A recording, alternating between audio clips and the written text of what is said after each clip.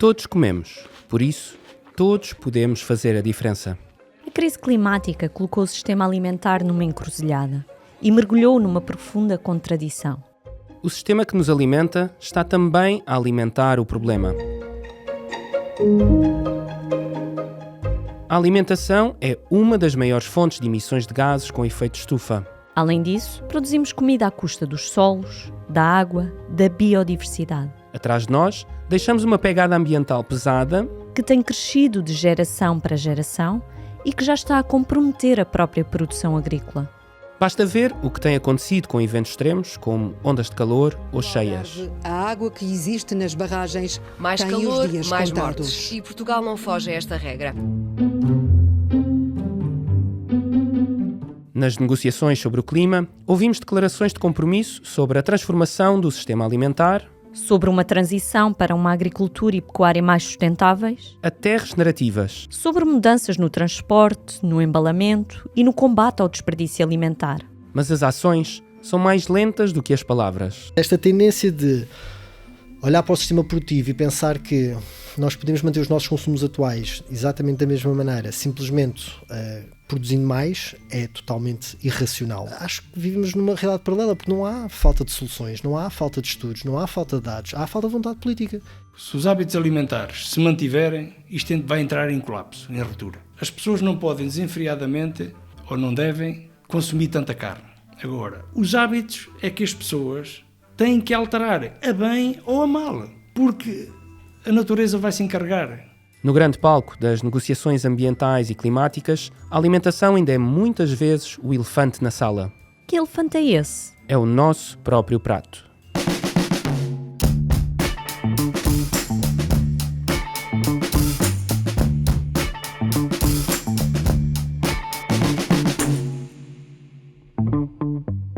Eu sou o Rui Catalão. E eu sou a Maria Antunes. Este é o quarto e último episódio da segunda temporada do Próprio para Consumo, um podcast Kitchen Dates em parceria com o Azul, a secção do Jornal Público dedicada ao ambiente e à crise climática.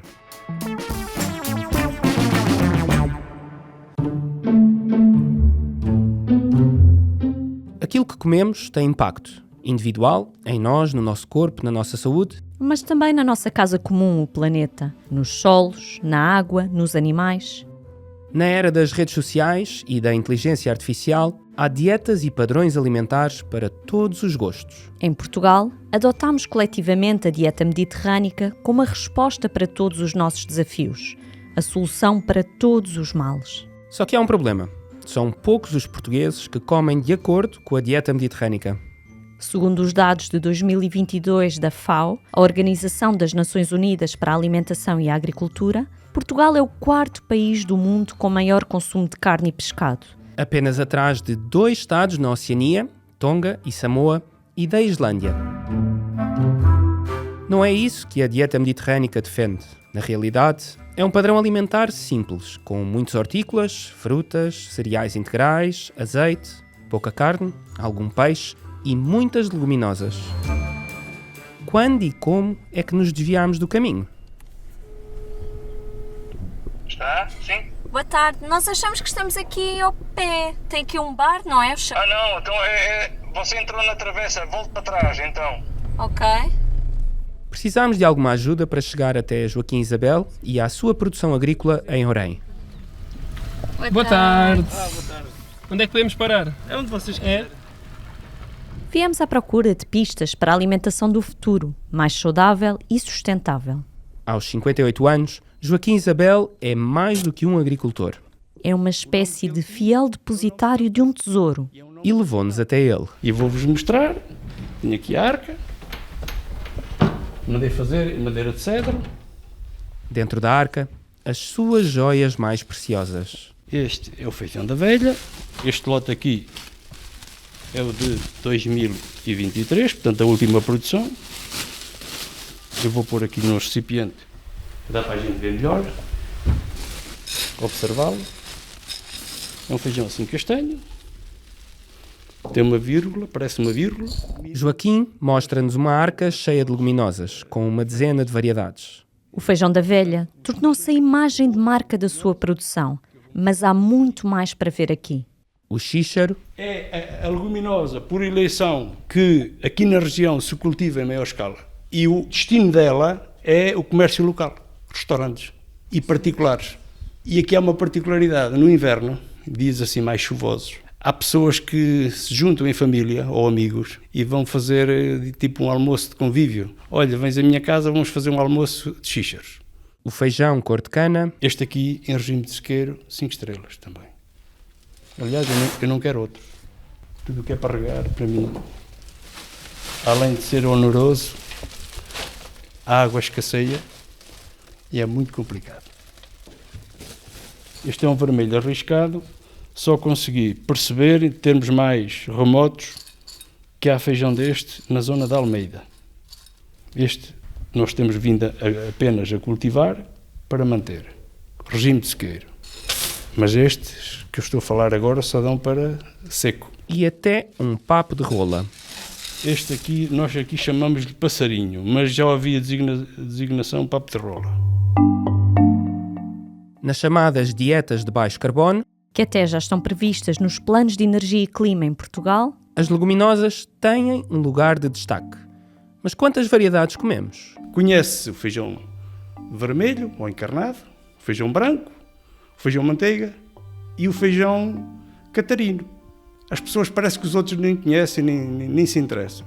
Também conhecerás o grão de bico, as ervilhas, os termossos, provavelmente as favas. cada uma destas leguminosas é apenas um chapéu para muitas variedades. Adaptadas ao clima português, com ligações culturais ao território, mas que ao longo das décadas foram desaparecendo da nossa vista. Não encontramos essas variedades nos corredores principais dos grandes supermercados, mesmo com Portugal a aumentar a produção de leguminosas. O consumo, sobretudo pelos mais novos, é ainda muito baixo face às recomendações da Roda da Alimentação Mediterrânica. O conhecimento é o que nós levamos. Eu estou convencidíssimo disso. Na vida de Joaquim, a agricultura entrou cedo. As leguminosas vieram depois. Eu herdei tudo com 6 meses. Caiu-me uma responsabilidade. E podia pura e simplesmente vender tudo, mas não vendi alguns para poder estudar. Nós levamos o conhecimento, levamos as nossas boas ou más obras, o resto fica. E, portanto, se eu herdei com 6 meses é porque tinha que ser. Estudou na Escola Superior Agrária de Castelo Branco, tirou um bacharelato em produção agrícola, Trabalhou vários anos na criação de espaços verdes de jardinagem, mas acabou por regressar à terra. Uma das razões que eu optei pelas leguminosas é que são muito versáteis. Nós temos leguminosas ótimas para terrenos argilo-calcários, como o grão, como o xíxaro, e temos leguminosas também muito boas também para terrenos mais ácidos, que é a maioria no país, que são os feijões, e mais arenosos. Onde eu me sinto bem é nisto. Agora, claro, é muito trabalho, exige-se muita dedicação, já começa a ser complicado só para mim, mas a minha esposa ajuda-me, para ela é uma terapia, mas a profissão dela é uma profissão muito exigente, é a profissão de enfermagem, e não é fácil por vezes conjugar a sua vida com a minha, e às vezes tiramos férias, as férias dela são para mandar a estar. Hoje, com a ajuda da mulher, Natália, Joaquim cultiva leguminosas em modo de produção biológica. E a Arca do Tesouro, que nos mostrou, faz parte da história da família. Nas minhas memórias, e mesmo na casa da minha mãe, existiam várias, já do tempo do meu pai. O meu pai depois ficou viúvo e casou com a minha mãe. E desse casamento nasci eu. E então havia lá várias. E eu lembro-me já, quando eu era miúdo, a arca principal era a do milho branco. Mas Joaquim sabe que as leguminosas não devem ficar presas no passado e defende a urgência de as cultivarmos e consumirmos mais. Em termos de alterações climáticas, as leguminosas têm um papel importantíssimo, fixam carbono, retêm azoto atmosférico nas raízes. Não precisamos de incorporar fertilizantes, nem tampouco orgânicos. A maior parte delas até preferem a agricultura em regime de sequeiro e, portanto, eu acho que podíamos ter muito mais. 7.000 toneladas de produção nacional, pouquíssimo. Quando se fala em alimentação do futuro, pensamos em primeiro lugar em inovação. tecnologia, laboratórios. Mas talvez a revolução possa começar com uma mão cheia de feijões.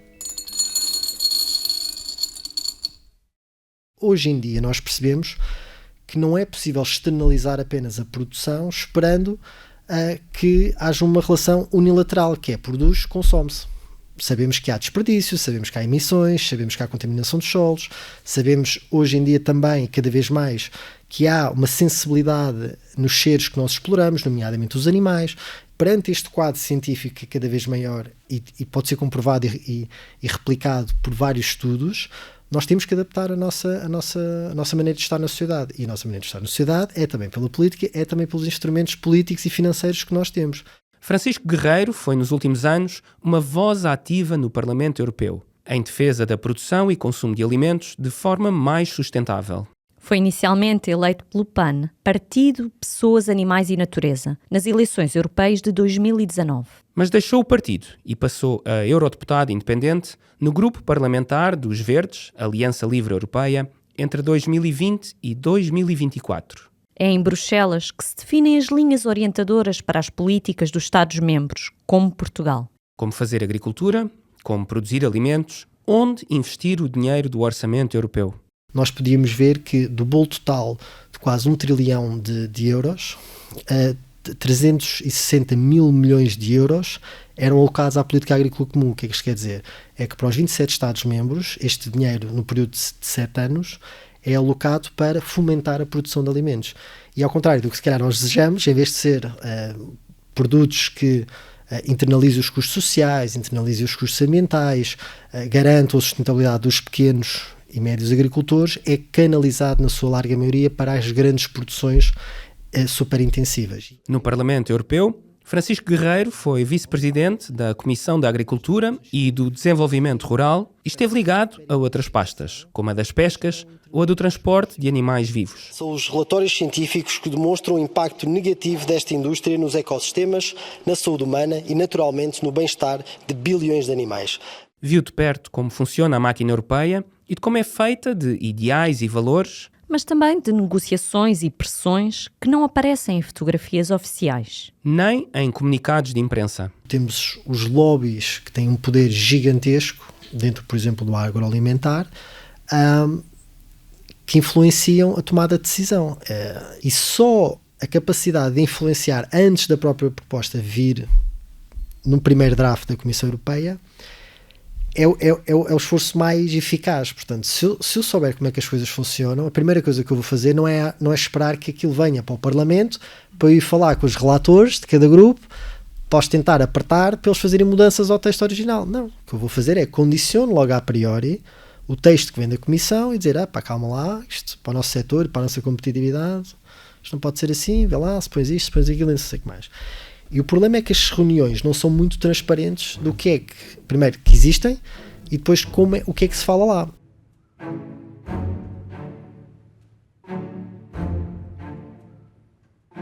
Um dos lobbies mais fortes é o da carne. Do tal bolo gigante da política agrícola comum, a pecuária recebe mais de 80% de todos os subsídios à produção, seja para a criação de animais ou para a sua alimentação. E não é por acaso que continuamos a ter essas linhas de apoio, porque, por exemplo, se me dissessem que, perante os dados científicos, a carne vermelha é carcinogénica, não faz bem a nível ecológico, mas cada um é livre e bem de consumir. Porreira. Então, pelo menos dinheiro público para este setor não há. Pronto, vai para as galinhas, não tem uma pegada tão grande. Pronto, até era capaz de perceber aí algum tipo de racionalidade. Agora, claramente não há um racional científico quando se aborda este tipo de questão, porque depois também entra a parte cultural. Parece haver uma contradição constante nas políticas comunitárias. Por um lado, a estratégia do prado ao prato da União Europeia, que faz parte do Pacto Ecológico Europeu, ambiciona tornar o sistema alimentar mais sustentável e respeitador do ambiente. Por outro, financia a produção e campanhas para manter ou promover o consumo de carne de vaca. It's time for sustainability. It is time for European beef.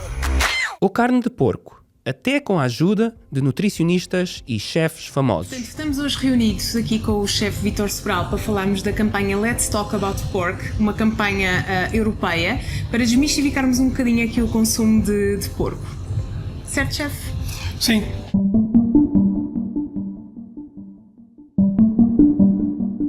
Apesar de conhecidos os impactos ambientais e na saúde desse consumo excessivo, são vistos como insubstituíveis. A ideia de que temos um direito naturalmente conferido a consumir carne, um direito que nos é naturalmente conferido pela nossa posição na cadeia alimentar, pelo nosso processo evolutivo, nem sequer importa se é verdade ou não é? A partir do momento em que olhamos para isso hoje, e vemos como isso é uma das âncoras. Há uma variável de afinidade, em que a nossa própria ideia de refeição implica ter um elemento estruturante que é a porção de origem animal, habitualmente a carne, também pode ser o peixe, e uma refeição que não tem este elemento, esta porção a dar estrutura ao prato, é percebida como uma refeição que não é adequada. João Graça, professor e investigador na Universidade de Groningen, nos Países Baixos, tem-se debruçado sobre a psicologia daquilo que comemos.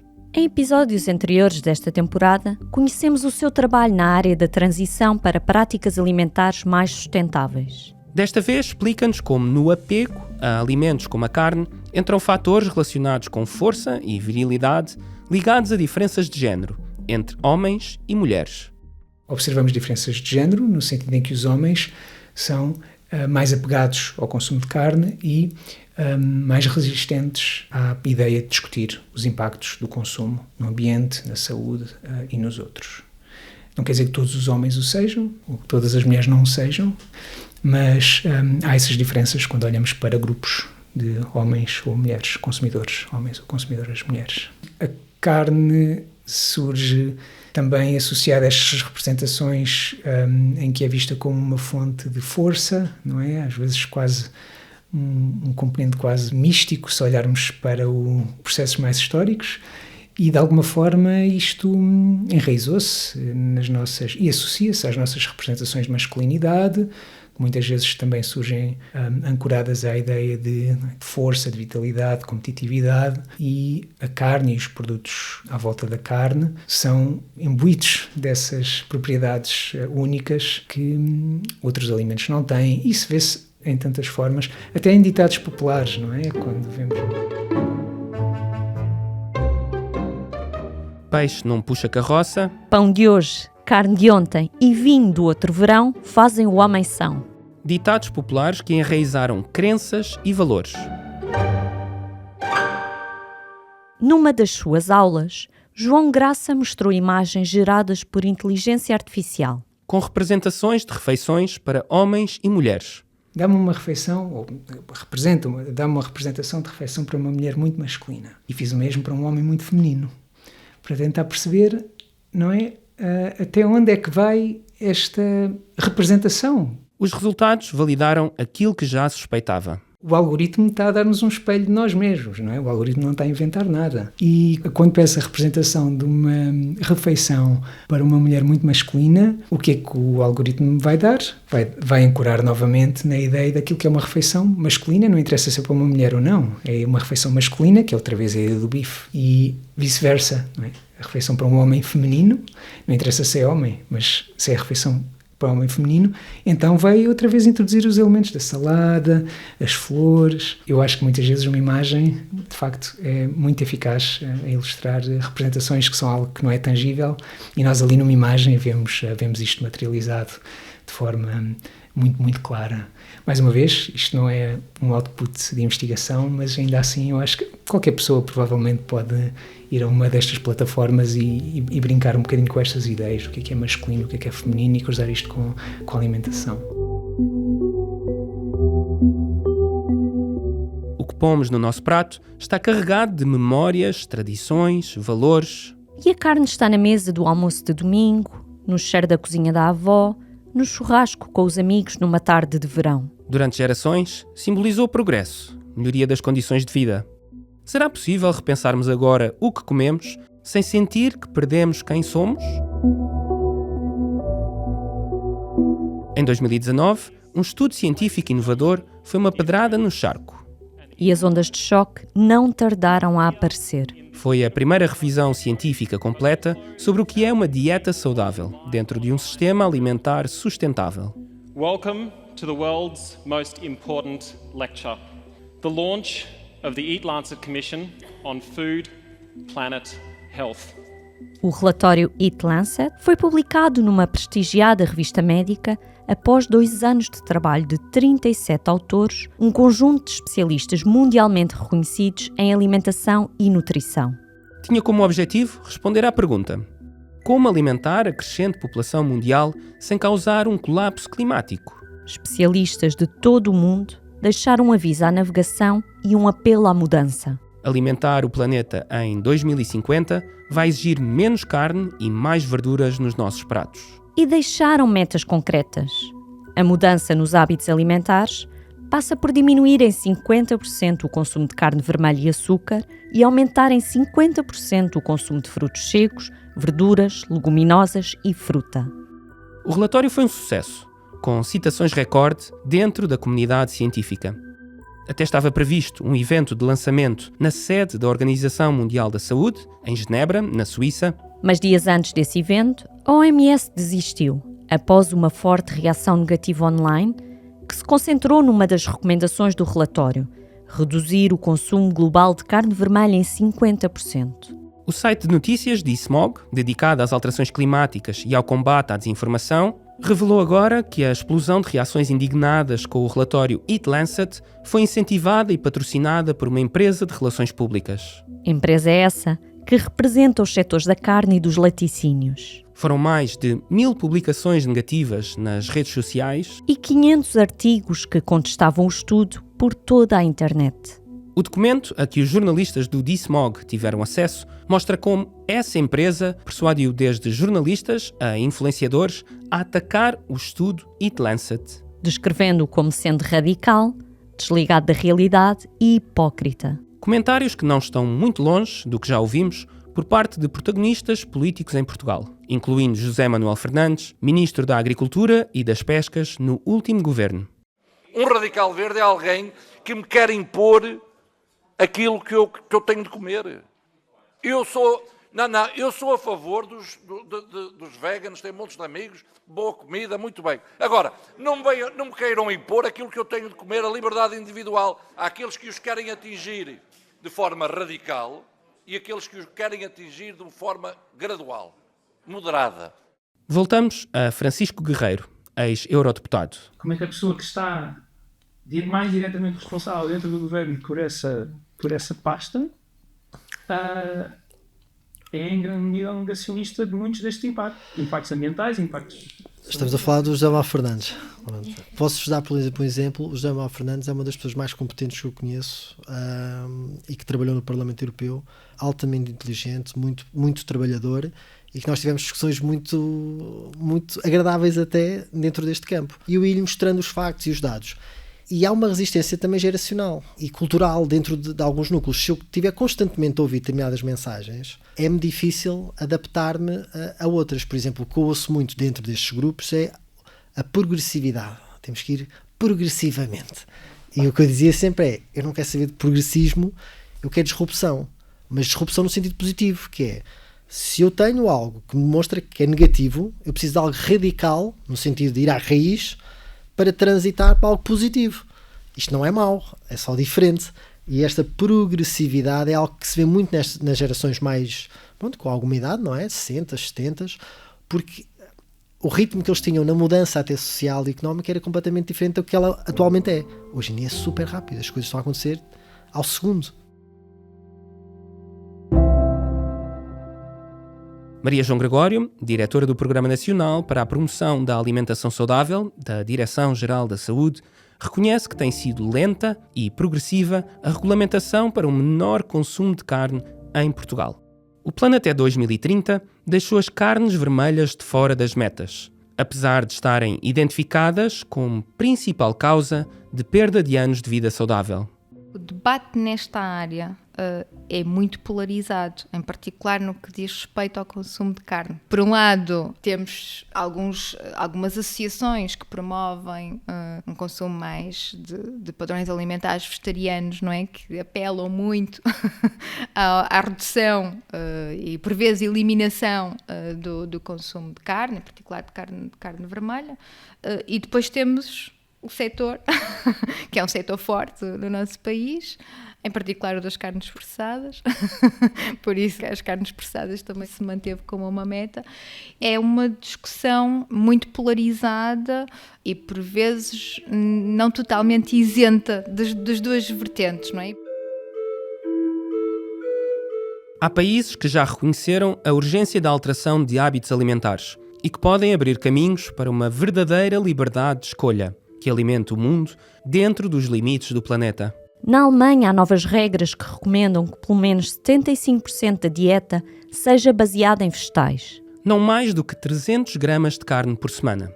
Ou seja, aquilo que em Portugal comemos em média num dia. Nos Países Baixos, a publicidade a setores poluentes em espaços públicos tem vindo a ser proibida desde 2022. Seguindo atrás dessa ideia, Haarlem tornou-se a primeira cidade do mundo a proibir publicidade à carne. Entretanto, mais 3 cidades holandesas seguiram o exemplo. Em Portugal, o Plano Nacional de Energia e Clima 2030 já inclui uma linha de ação para promover dietas de baixo carbono. O plano prevê uma dieta diversificada, incluindo a redução do consumo de proteínas de origem animal e a promoção de alternativas proteicas de base vegetal. Em Orém, rodeado de leguminosas, Joaquim não precisou de leis para mudar a sua própria alimentação. Pronto, eu sou flexitariano. Ou seja, faz refeições que privilegiam produtos de origem vegetal e incluem poucos de origem animal, como a carne ou o peixe. Quase sempre pela mão de Natália. Ontem fiz sopa de feijão. Hoje ou amanhã vou fazer novamente porque a minha filha vem e ela quer sopa de feijão. Vai levar sopa de feijão para Lisboa. Migas, vai levar um bocadinho de feijão da velha. Também fiz no início da semana bacalhau à gomes de saco, levou grão. A minha filha faz muito aqueles pasteizinhos, aquelas bolinhas também com grão. Enfim, usamos o que temos. Joaquim conta-nos como ganhou saúde e dinheiro. Eu hoje percebo que muitas pessoas despendem muito dinheiro na alimentação e podiam fazer escolhas mais económicas e melhores para a saúde. Vou dizer porquê. Carne de porco, nós aqui, só excepcionalmente, o chouriço, se for cozido, leva uma cozedura forte que é para juntar no caldo verde. Porquê? O porco tem uma semelhança muito grande com o ser humano. Os porcos são criados com muitos antibióticos. Então, carne de porco nós aqui cortamos por completo. Laticínios por completo. Aumentamos onde? Leguminosas. Posso dizer, por exemplo, xíxaro ou feijão, 125 a 150 gramas por pessoa de feijão seco, servem para saciar uma pessoa. Então vejam quanto é que custa dividir 3,60 € para saber quanto é que custa alimentar uma pessoa em feijão ou xíxaro. Fica baratíssimo. Quanto é que custa 1 quilo de carne de vaca no talho?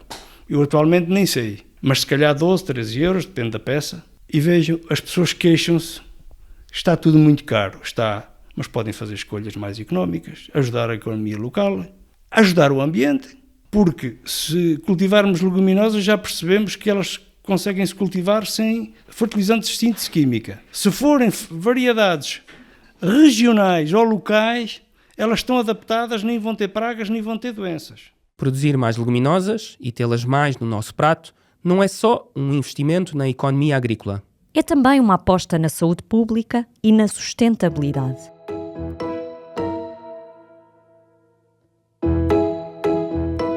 As leguminosas são uma excelente fonte de proteína, que representa cerca de 20 a 25% do seu peso total, mas também de hidratos de carbono e fibra. Com isso, contrariam a tendência atual de arrumarmos os alimentos todos numa só caixa, a das proteínas, a dos hidratos de carbono ou a das gorduras. Além da pegada de carbono reduzida, promovem a eficiência hídrica. E trazem benefícios para a biodiversidade e para a fertilidade dos solos. Também podem ser armazenadas durante longos períodos, proporcionando segurança nutricional durante períodos de escassez de alimentos ou quebra de colheitas. Dados do Instituto Nacional de Estatística indicam que a taxa de autossuficiência de leguminosas secas em Portugal é de apenas 14%. Estamos longe de produzir a quantidade de leguminosas que consumimos. É preciso ultrapassar desafios para avançar. Aumentar o financiamento à produção e ter métricas claras para medir o impacto.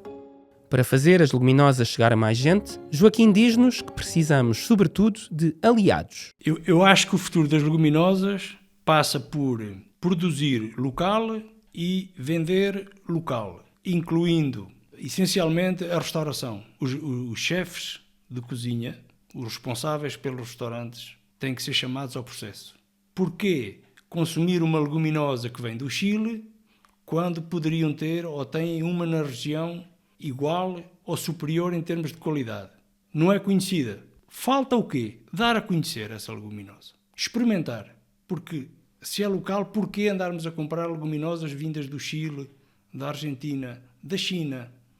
Orem vai passar a ser biorregião. Passando a ser biorregião, portanto, há compromissos. Também deve haver critérios a cumprir e objetivos. E eu estou confiante que passa por aí. Chamar à restauração, informá-los. Nós temos quem produza isto, porque é que vocês não querem experimentar? Uma estratégia nacional para as leguminosas pode estar a caminho. Precisaremos de mais ambição, de acrescentar o sustentável ao Programa Nacional para a Promoção da Alimentação Saudável? Precisaremos de criar novos protagonistas, um nutricionista ambiental, por exemplo. Não é só uma questão de calorias, vitaminas ou proteínas. É também sobre água, solo, clima, biodiversidade. Mas hoje, nas universidades portuguesas, os futuros nutricionistas continuam a não ter formação relevante em ambiente.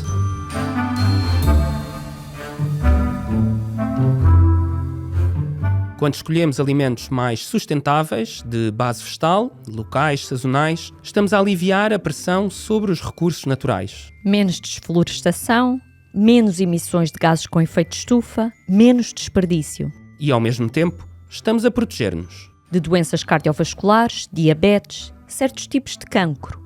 Que caminhos podem ajudar a uma transição alimentar que inclua todos? Por exemplo, se alguém produz bovinos, não é simplesmente cortar-lhes os subsídios e dizer, olha, agora vais plantar batatas. Não. Agarra-se e diz, olha, tens 2 anos para fazer uma transição e tens estas opções e, portanto, o dinheiro que vais receber ou quis receber para X, agora vai para Y. Tens aqui vários modelos económicos, portanto, esse apoio deve ser feito. Eu acho que se deve incentivar os produtores a esse nível, sabendo que depois, passados X anos, já não tinham esse apoio. E, portanto, é haver esta fase de transição. Da parte dos supermercados tem que haver claramente uma regulamentação para se tornar mais difícil o acesso a certos produtos, e nomeadamente a própria construção dos supermercados, em ter os bens de primeira necessidade cá à frente, os outros lá atrás, ter uma reformulação também nos labelings, mas isso é mais a nível europeu, portanto, labeling mais claros, mesmo relacionados com a própria questão não só ecológica, mas também nutricional. Apoiar a transição, explica-nos Francisco Guerreiro, é essencial, mas pressionar os decisores políticos também. É preciso fazer uma visão mais holística, portanto, nestes vários setores, de como é que nós podemos melhorar. E depois interligar com outros setores, o setor da saúde, o setor do comércio internacional. Nós podemos estar a ter uma estratégia europeia para a produção de proteína vegetal, por exemplo, que garantia que nós éramos exportadores deste tipo de produtos. É algo que não está a acontecer e podia ser uma capacidade maior que nós acrescentávamos no nosso tecido produtivo.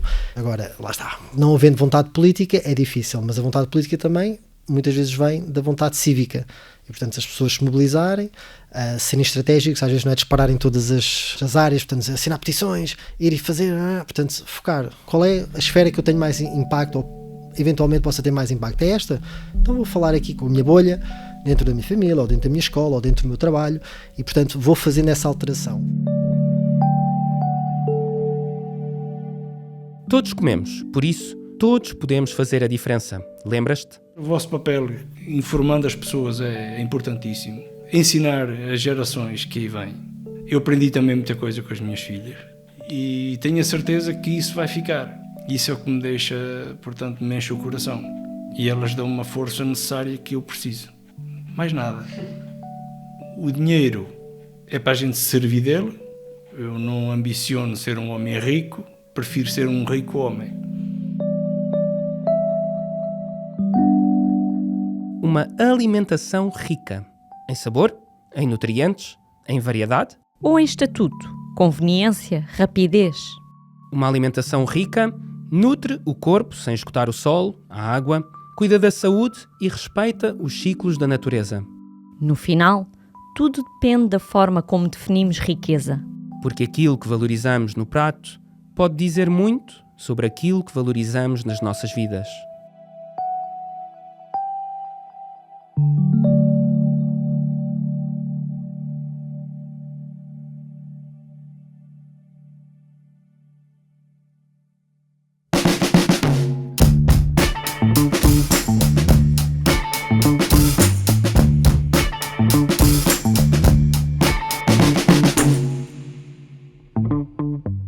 Este foi o último episódio desta temporada. Foi produzido, escrito e editado por mim, Rui Catalão, pela Maria Antunes e pela jornalista Vera Moutinho.